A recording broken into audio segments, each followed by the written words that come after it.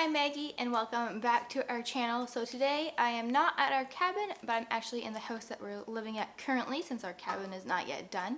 And I'm here by my wood stove because today I'm going to be doing a video on how to cook with a wood stove oven.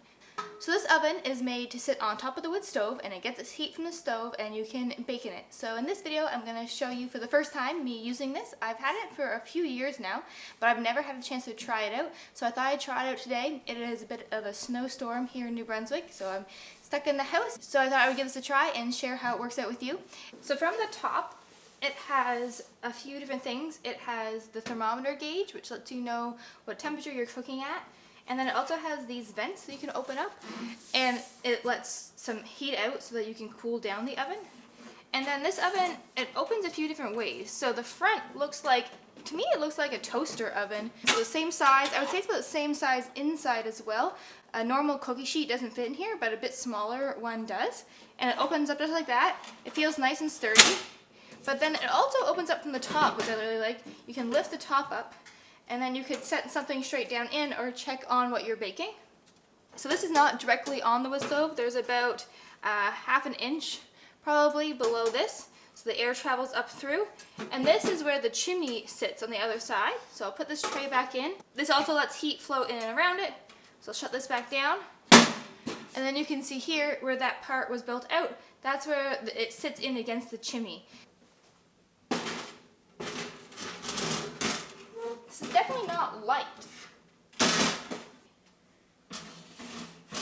So now that I have the oven sat on top of the stove, I'm going to set a timer and see how long it takes for it to get up to temperature for baking in. We have a pretty good fire going on right now. So a little bit about this oven is a Pacific Energy wood stovetop oven. And Pacific Energy is a stove company and they don't sell these anymore, but if you want to get something like it, I've seen them on eBay. I found mine on Facebook Marketplace and I thought it looked like something I might like to use since we're going to be living off grid and be really nice to be able to cook without propane in case we don't want to use our propane oven. It's similar to the Coleman camping stove or other types of camping stoves. However, this is a lot sturdier. So those camping stoves are meant to be dismantled and taken with you. However, this I would not want to take camping. It's definitely meant for the top of a wood stove. You need a stove that has a flat top. Some of the stoves have like a little ledge, and when we were looking for stoves for our cabin, I specifically wanted one with a flat top so I could cook on it better, and you would need that for this style of oven. And so it's a little bit different than anything I've seen really before or seen any videos on, so that's why I wanted to share it with you. For now, we're going to get to making up some muffins. I'm going to be making some Morning Glory muffins. For the muffins, I'll put the recipe that I use in the description. I like this recipe because it uses up a lot of our own food that we've grown. So I have apples and carrots and zucchini, and so you need a combination of 3 cups of those. It could be all apples or all carrots or all zucchini, but I just used what I had in the fridge and in storage. We're gonna add that. And then I'm gonna add 3 eggs to this mixture.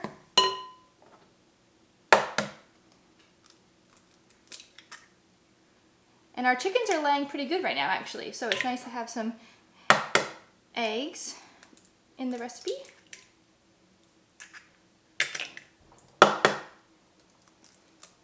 We do give our chickens a bit of a heat lamp. It turns off at nighttime, but it's just to help them stay warm a little bit, but also it helps us have some eggs through the winter. We're gonna add half a cup of applesauce and half a cup of maple syrup. And this is our own homemade maple syrup. If you want to see how we make maple syrup, I'll leave a link. We have quite a few videos on it on our channel, but we make this in the spring, so it's a few months to go before we have any more fresh syrup. But it's nice. I really like when recipes use maple syrup and I get to use them in my cooking because we have quite a bit of it and it's a healthy sugar for us to use. Add that in.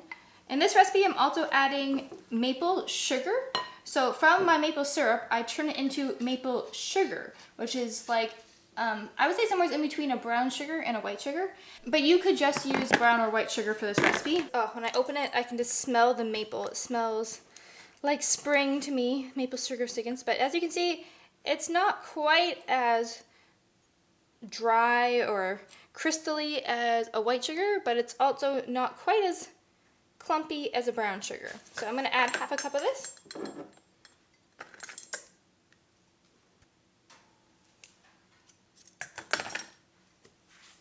The last of the wet ingredients is a bit of vanilla. So I'm going to head back and check on our stove and we'll see what temperature it's at and see if we need to add some more wood to the fire, and then we'll get these finished up and put in our muffin tins and see how well they bake. So the oven right now is about 150 degrees Fahrenheit, and we need to get quite a bit warmer than that. So I'm going to add a few more logs to the fire. I am getting kind of hot, so this is definitely something I would not use in the summertime.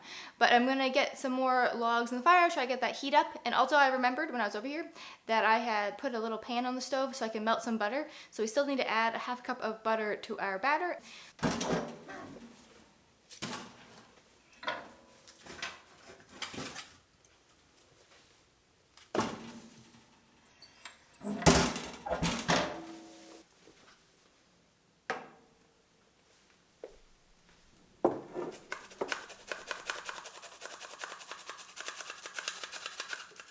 Another flour, cinnamon,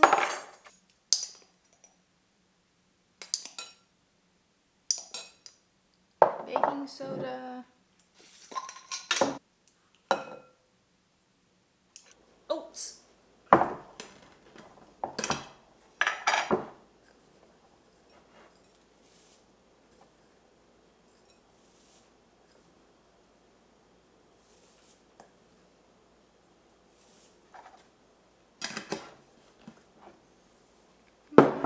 salt,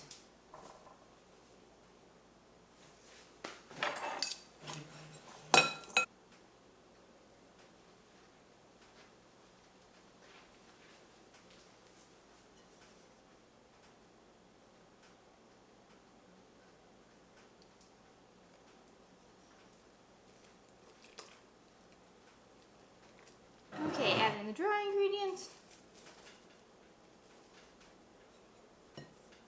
For this recipe, I just really wanted to use up some of my vegetables. I had zucchini, I had some apples that were starting to go bad, I had some carrots, and then I also really like to be able to use my maple syrup, maple sugars. So we'll see if it needs any tweaking, but I think it looks pretty good.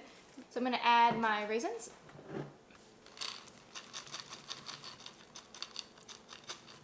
About half a cup.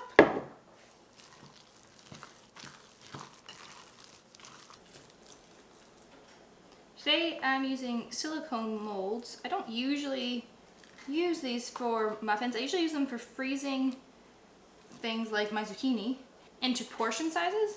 However, my regular muffin tin is not small enough to fit into the oven. So we are going to use this one because it's a little bit more narrow and it will fit into the oven. I tried it out. It gives a little smush, but because it's silicone, I can kind of smush it in there. So the oven is taking longer than I expected to heat up. It's taking about, it's been over half an hour and it's still at about 150 degrees. And we need it to be up more around 350, which is most things that bake at. So I'm not sure if it just takes a really long time and I should put this on in the morning and it'll take to the afternoon to heat up, and it kind of lives there on your stove, or if it's something that I just need to only bake things that can bake at a low temperature, which would be unfortunate.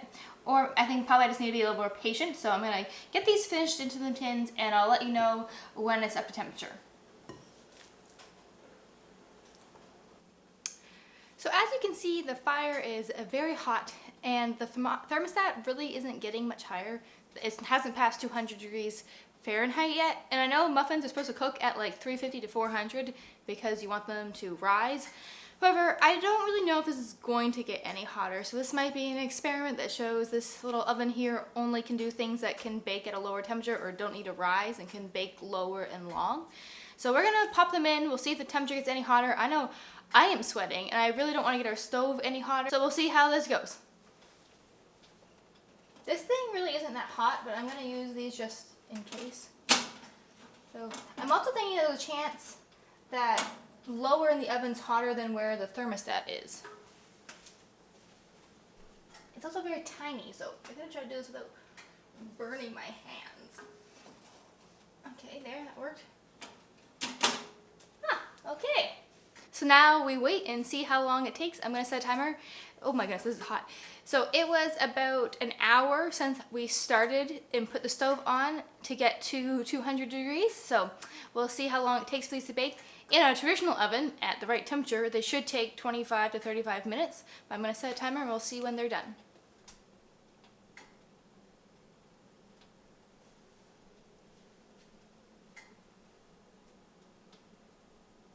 So it has been 37 minutes when I checked the timer on the muffins, and they're actually starting to puff a little bit, which I'm surprised about because it has not passed 200 degrees Fahrenheit this whole time. It got up right about 200 degrees Fahrenheit and then it goes down a little bit. The fire, as you can see, is burning quite hot. I haven't added any probably for the last at least 20 minutes. It's getting hot in our house, and we don't really want to get much hotter, and so, but it still kept its temperature at 200 degrees, which I'm happy about. So I'm going to use my skewer to check the muffins to see if they're done baking, and then we'll see if they're ready to come out of the oven.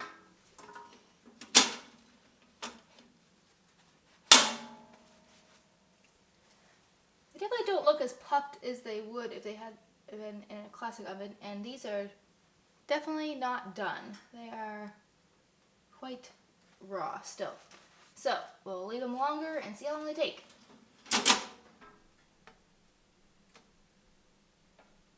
So it has been now 45 minutes and the muffins still aren't done. I really think this oven's not going to be something I do a lot of bread and muffin baking in. More things like roasted vegetables and things that don't need a high temperature for a long time or a high temperature at all. So I don't really want to add more wood. It has started to drop from 200 degrees, which I think it was baking pretty decent at. And I think it actually was hotter down where the muffins are than 200 at the top of the oven. And so it's done pretty well. Like if I left this in here, they would bake. However, it's getting on for quite a while, and the wall beside our stove here is getting kind of hot, so I don't want to keep adding a bunch of wood to it. We do not usually burn the stove this hot. We usually just keep it warm enough for our house. So I'm going to move these over to like my normal oven just to finish them up so I don't waste the ingredients or have to put more wood in this stove.